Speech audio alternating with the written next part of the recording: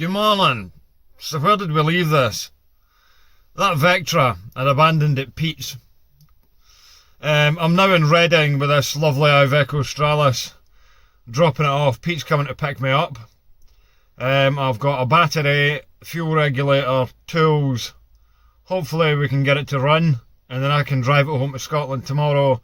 If that doesn't work, I don't know what to do, but they're in tier 2 down here, so there's less restrictions and you can go out to like restaurants and stuff, so maybe I'll just stay down here, I don't know.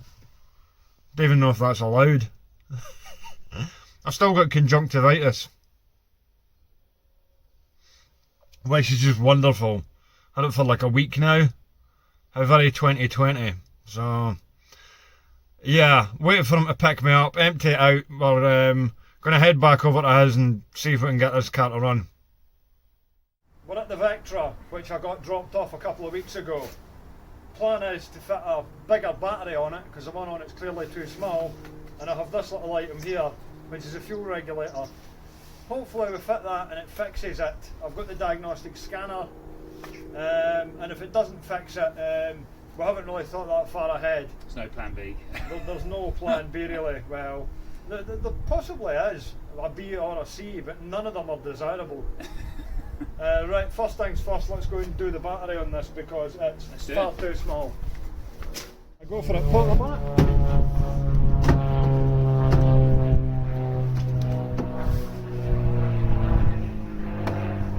No gas struts, you get gas struts on a Vectra B. Yeah, I know, I've got this point to go out as well. Right, do this, I think. Right, battery is in here. If you look at this, maybe Vectra experts can tell me, but that is not an appropriate battery for this vehicle. So we're going to replace it with this, which is spec'd up a bit. This is designed for a CDTI, but I like to go a bit bigger on batteries rather than smaller.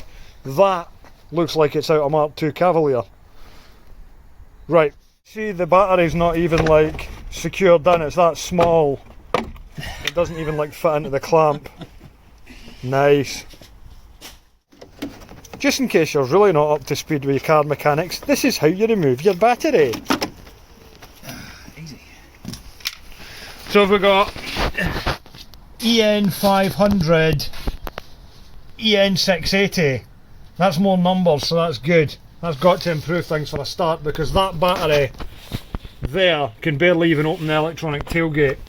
So let's try this, see what it does.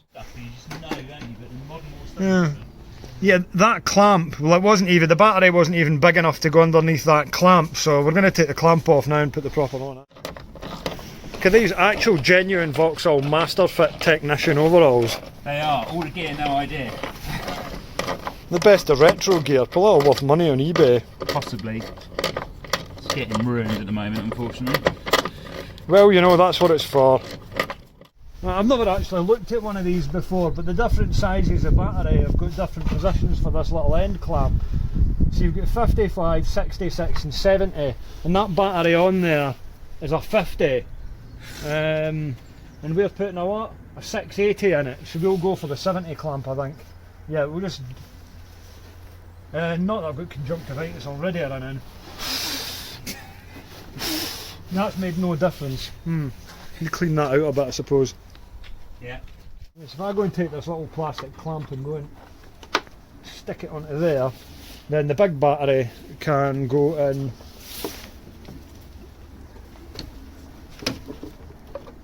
That should fit quite nicely in there.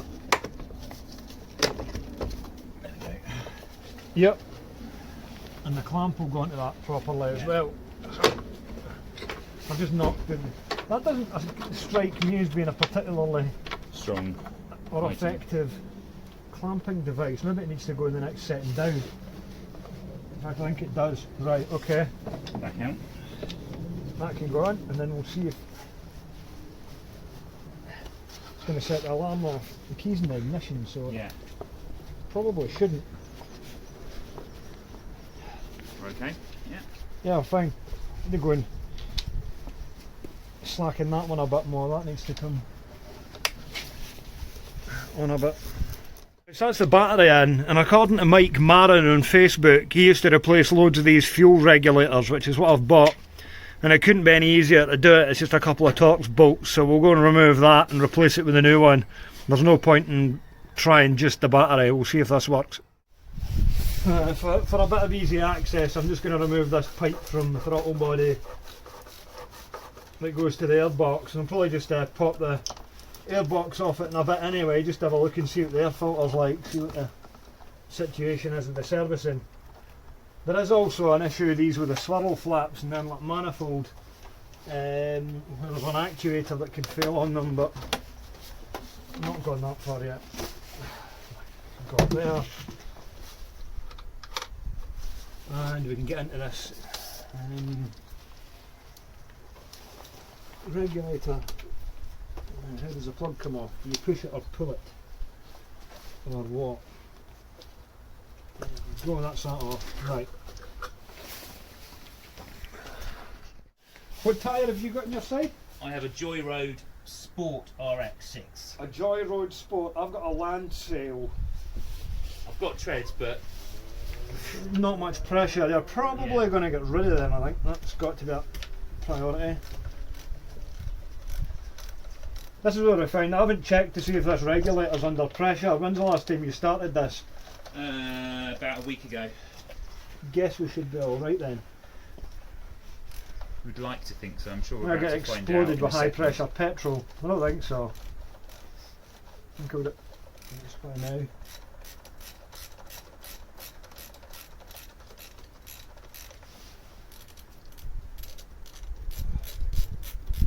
That looks like a very losable little. Plan B is you can take the Corsa up the road. That's plan B. Don't need a plan B though. Don't need a plan B. Plan B is take the lovely Corsa D up the road with the heated steering wheel. Plan C is the camper van. Yes. Plan D is just stay down here Forever. until you're in until such times as you come out of tier 2 again. Yeah. Which will probably be next week actually. So.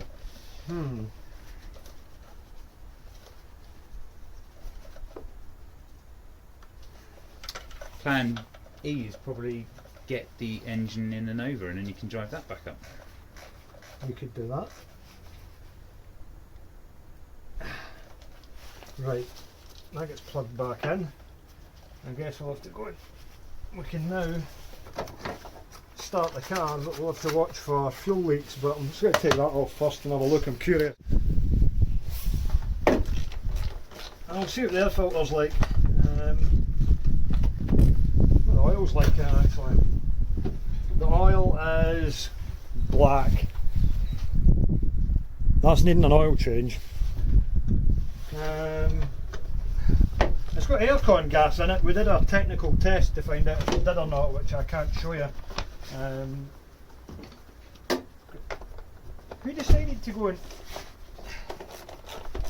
secure an airbox with 1, 2, 3, 4, 5 screws. Seems a little bit over the top, doesn't it? So do you want to know, according to this book, when it was last serviced? When was it last? Yeah. Ah. I think it's needing a service. What ho? The last stamp, Uh-huh. according to this at least, was this year. That's alright. Well, the air filter's a bit dirty. I mean, it's not that bad. And oil was done. Tits! That hit the ground. Did it?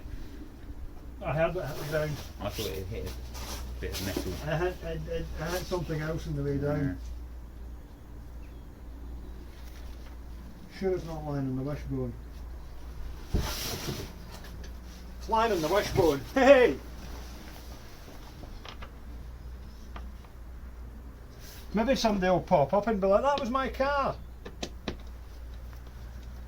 Got a spare key as well. Yeah man, 2 keys, full year's MOT.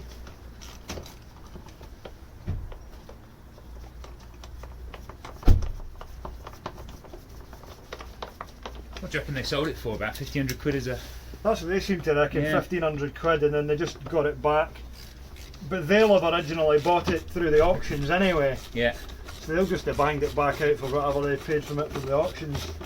There's a British car auction slip in the door. I don't know if there's Ah. any information on it. I saw it when I looked at the car.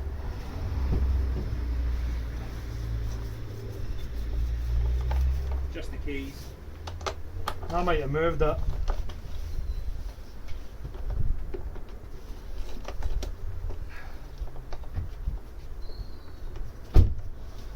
I don't know, everything else looks all intact. Everything else is, all the plugs are clipped in where they need to be. There's nothing Obvious, is there? There's nothing obviously like snapped off and hanging loose or anything like that. And there's documents in the back that suggest it's had the timing chains done, and I've been told that it's had a clutch in it as well. So if this is all proves to be true, it's had a substantial amount of not cheap maintenance on it, which would have seen a lot of these into the scrapyard. So somebody has cared about it up until fairly recently. Right, what did I just do with that clip? I just throw it somewhere. Well, I just broke the Jubilee clip going onto there, so we've already started with the zip ties. I haven't even started it yet. But that'll do. I think I've probably got one round that. Not to worry. Made to measure.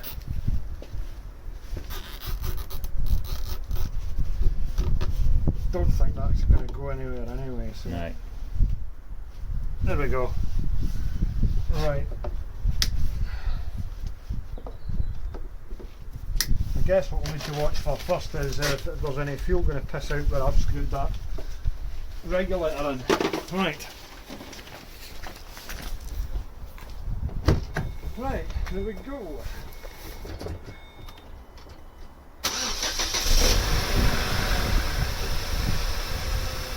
Yeah, looks alright.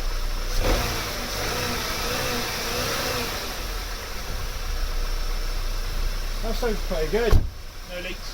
Nice and quiet.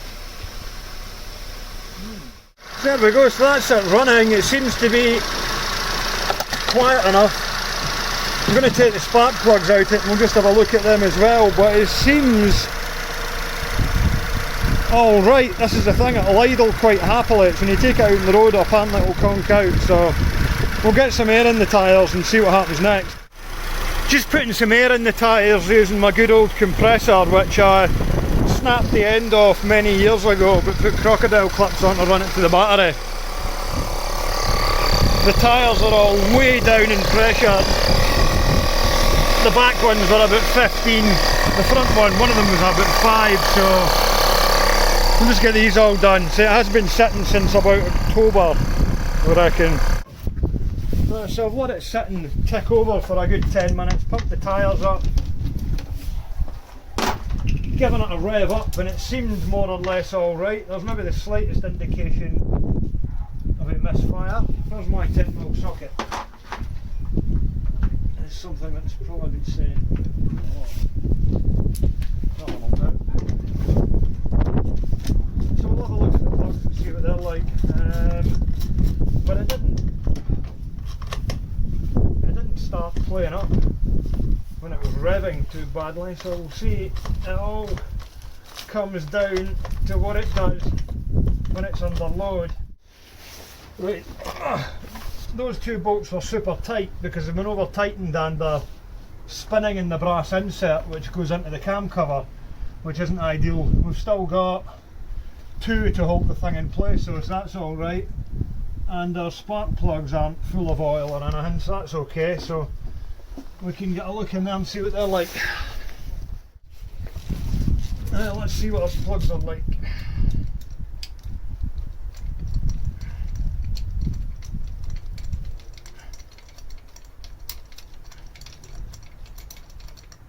Of course, if there was any problems with the coil pack or the plugs, oh dearie me, that's a very suited up looking plug. You can see that. Focus on the plug. Oh, sure. That's dark. The plugs are very heavily suited up, So we'll go and get a new set for it and put them in it, but that indicates that something's not right. Not been fueling correctly, possibly. Well, if it's been over fueling, then it'll do that, which would be caused by a fuel regulator. Is there a good old coolant temp sensor on these, the same as you get on the old XCs? It would cause it to do that as well. The thing would be though, that would give you a fault code if it wasn't right, so that plug's really black. Let's go and get some new plugs for it for all they will cost. Just remember the colour, pomegranate red. That was it? Yeah. Hey!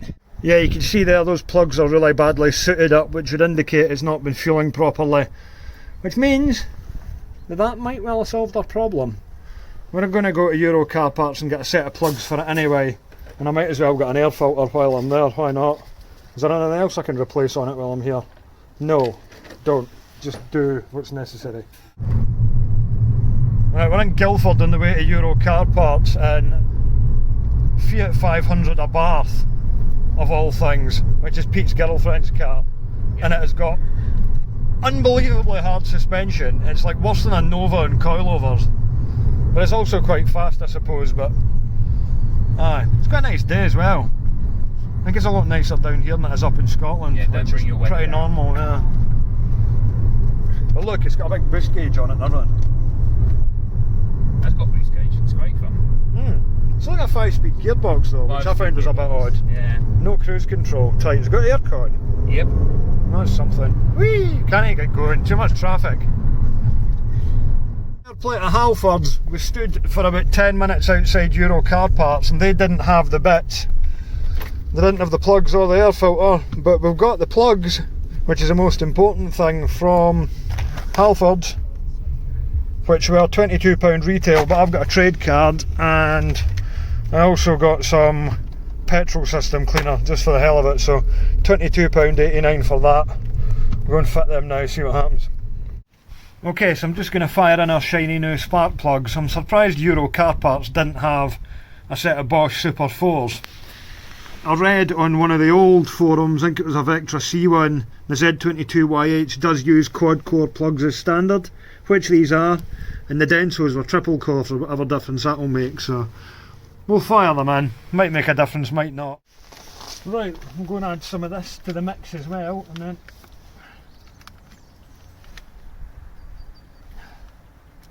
pants, how does this come off?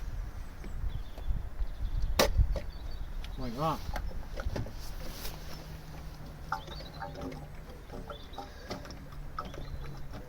Freshen it up a bit, then we're good to go. Let's find out if this thing is going to behave or not. Okay, it's fresh. Spark plugs in the engine.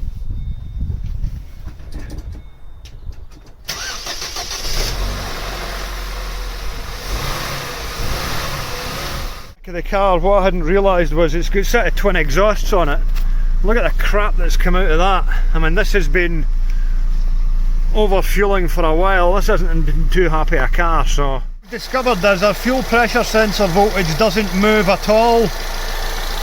And doing some googling, it would appear that this high pressure pump could be the fault here. I don't know if it's anything to do with it, but that's pulsing quite badly. Like it doesn't feel like a smooth supply of fuel, which I don't know if it's anything to do with anything at all, but we can remove this and look inside it and see what the washers are like, because if there's oil contaminating things, then we'll know that it's not right. So we may as well just take it off. So I'm just going to depressurise the fuel system with a little screwdriver or something.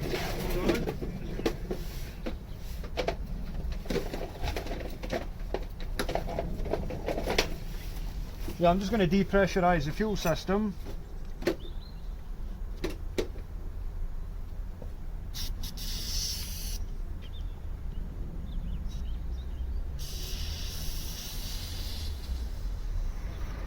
That seems like there was quite a lot of air in it.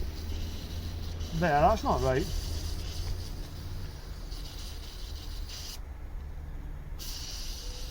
Yeah, that does not sound right, does it? That doesn't seem like right. That seemed like there was a lot of air in it, and it did seem like it was pulsing.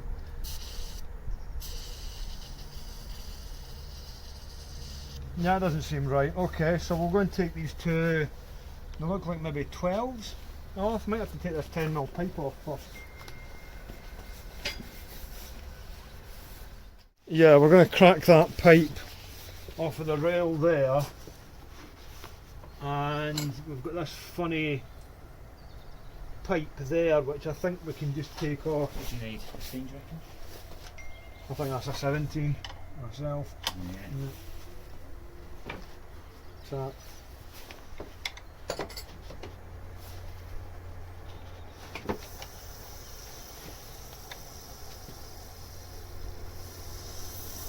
Okay. what's that rag?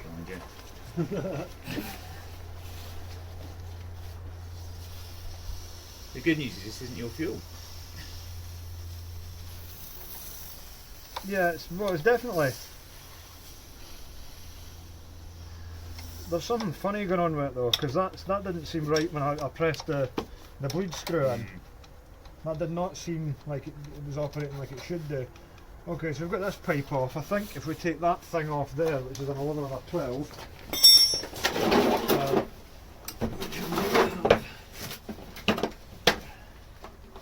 looks like a 12 to me, I don't know why. Probably that's because it's a 13.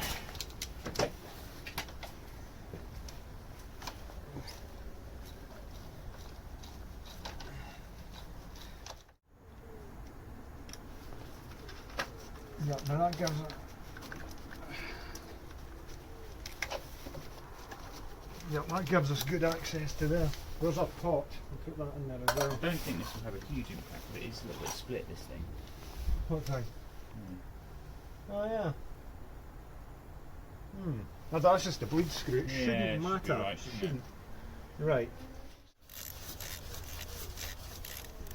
Right, so I'm just removing these E10 Torx out the end of the pump to allow us to remove it from the end of the engine.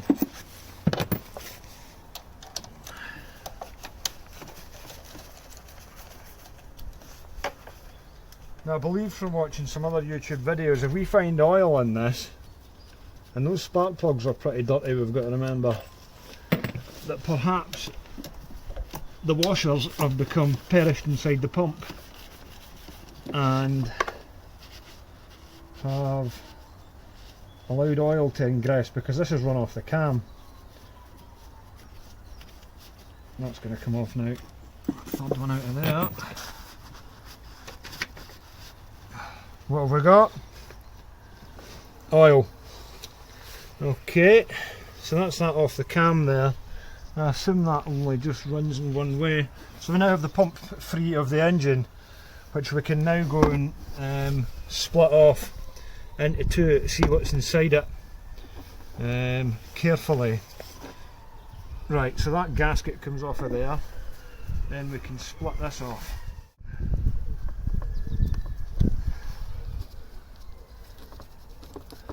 Right, so just removing the 3 little grub screws off the pump, which will allow us to see what's inside it.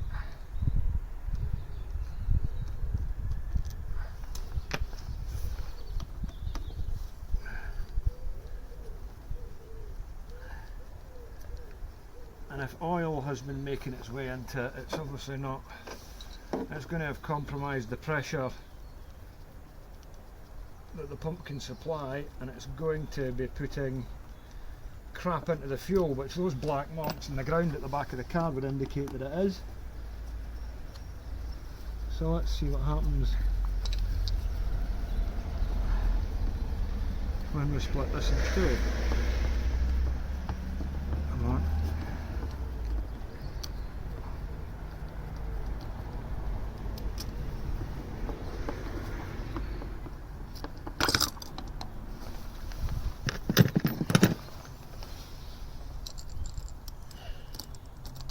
Yep, look at that. Whoa, that's a lot That shouldn't be like of that. oil. No, there's a specific way that this all sits together, and thankfully I know there's another guy with a YouTube video who shows you how to put this back together. That shouldn't be like that. There should not be all this oil sitting in there. I'm just going to carefully place these bits here. Right, let's go and get a pan and pour this out. That is our problem. It's why the car's not running properly. The fuel pump is full of oil. I'm going to pour that out, and there will be, yeah, there's these like 3 sections here which fit together, which spin the pump, as far as I recall, and then this centre bit comes out. And then in here somewhere, we need to get into, there will be 3 washers in here. We need to get further into here. How do we do that? I think we need to know, does this come apart any further? Right, cut, we need to find that YouTube video. Right, so what we've done is, this is the base part of the pump here. And that's where the fuel comes through it. What we're going to have to do, thanks to another YouTube video, which I'll credit, you'll see it on the screen, we're going to need to remove this ball bearing, because the pump needs to be filled with hydraulic oil. Because our seals have failed, the hydraulic oil's just gone into the engine, and we're getting oil mixing with the fuel, which is causing the black crap out the back. So we've got that base bit. Sitting in there is our washers. Now I've ordered these washers from Latvia, I think, off eBay, and I can't see anything that's wrong with them, but clearly they can't be quite right. They sit, these little spring things sit in there, and the washers sit on top of them, so we'll go, and we've got them sitting in a tub, and then we've got the top part of the pump. So obviously that disc is what this disc with the seals is what separates the hydraulic oil from the petrol. And then we've got a front part here, which this will then ultimately sit on top of and spin off the cam to supply the petrol to the car. And obviously you can see it's just an oily mess, so I'm going to take this up the road to Brian's, and plan B is I'm going to be taking the Corsa D up the road instead, and I'll bring the pump back down next week. So at least we've diagnosed it, although I have possibly unnecessarily purchased that regulator, but it's probably not bad that it's got that on it anyway. And I'll do just a little bit of research into this cam thing as well, because I don't know if there's any sort of, that's the seal that sits, I don't know if that seal's important at all. More research required.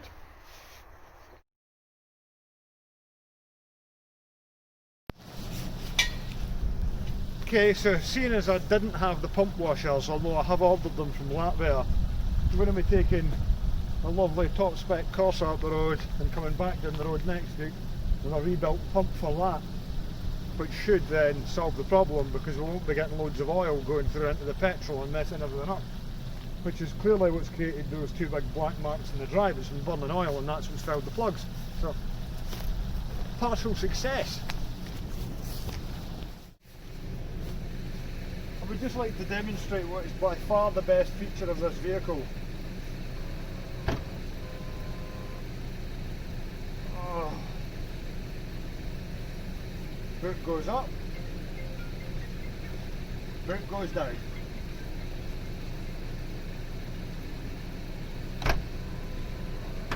How good is that?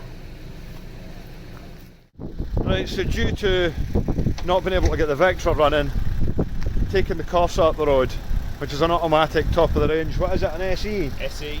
Yeah, I just fitted a new headlamp bulb in it, and there's videos on YouTube where people are dismantling half the car, and I just shoved it right in there and it was alright. So all that remains is for me to go and find my aux adapter and get on the road home, and I'll be back down next week.